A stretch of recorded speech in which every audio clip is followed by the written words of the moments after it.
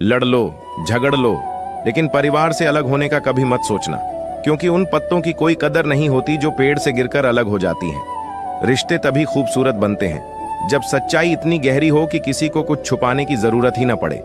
याद रखना, दुनिया की भीड़ में 1000 लोग तुम्हारी खुशामद करेंगे, पर बुरे वक्त में तुम्हारी तरफ दौड़कर आने वाला सिर्फ परिवार ही होता है।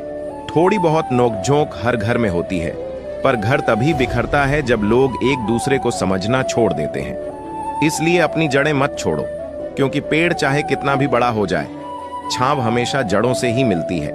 अगर आपको भी लगता है कि परिवार सबसे बड़ा सहारा है, तो वीडियो को फॉलो कर। सुबह जल्दी उठकर पहला कौन सा काम करना चाहिए, ऐसा एक शिष्य ने बुद्ध से पूछा तो बुद्ध मुस्कुराए और बोले कि ये एक सुबह का पहला काम आपको करना चाहिए कि पहले ध्यान करना चाहिए और उसके बाद किताबें पढ़नी चाहिए, और दूसरा काम है कि शरीर को व्यायाम के माध्यम से आधा घंटा तकलीफ दो, आपका दिमाग सही चलने लगेगा।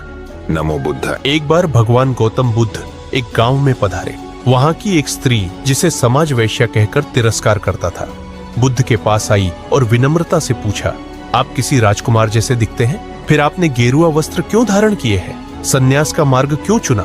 बुद्ध मुस्कुराए और बोले, मैंने 3 प्रश्नों के उत्तर खोजने के लिए संसार का त्याग किया है। बुढ़ापा क्यों आता है, बीमारी क्यों होती है और मृत्यु क्यों आती है?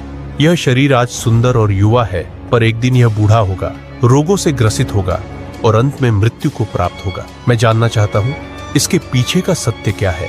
उनकी बातों ने उस स्त्री को भीतर से छू लिया। वह भावुक होकर बोली, क्या आप मेरे घर भोजन स्वीकार करेंगे? बुद्ध ने सादगी से सहमति दी, लेकिन जैसे ही यह बात गांव वालों को पता चली, वे दौड़ते हुए बुद्ध के पास आए और बोले, भगवान, कृपया उस स्त्री के घर मत जाइए, वह चरित्रहीन है। बुद्ध ने गांव के सरपंच से पूछा, क्या आप भी यही सोचते हैं? सरपंच ने सिर हिलाकर हामी भरी। बुद्ध मुस्कुराए। उन्होंने सरपंच का एक हाथ पकड़ा और कहा, अब ताली बजाइए। सरपंच बोले, भगवान, यह कैसे संभव है? एक हाथ से ताली नहीं बज सकती। बुद्ध ने शांत स्वर में उत्तर दिया, ठीक उसी प्रकार कोई स्त्री अकेले चरित्रहीन नहीं होती। अगर इस गांव के पुरुष चरित्रवान होते तो वह स्त्री भी चरित्रहीन न होती। गांव वाले शर्मिंदा हो गए और उस दिन पहली बार उस स्त्री को समाज ने सम्मान की नजरों से देखा। अगर आपको यह कहानी अच्छी लगी हो तो लाइक जरूर करें। नमो बुद्धाय। तथागत भगवान बुद्ध जी के विचार जो आपकी जिंदगी बदल सकते हैं। इस चैनल पे आपको भगवान बुद्ध की कहानियाँ, सुविचार, विचार देखने को मिलेगी।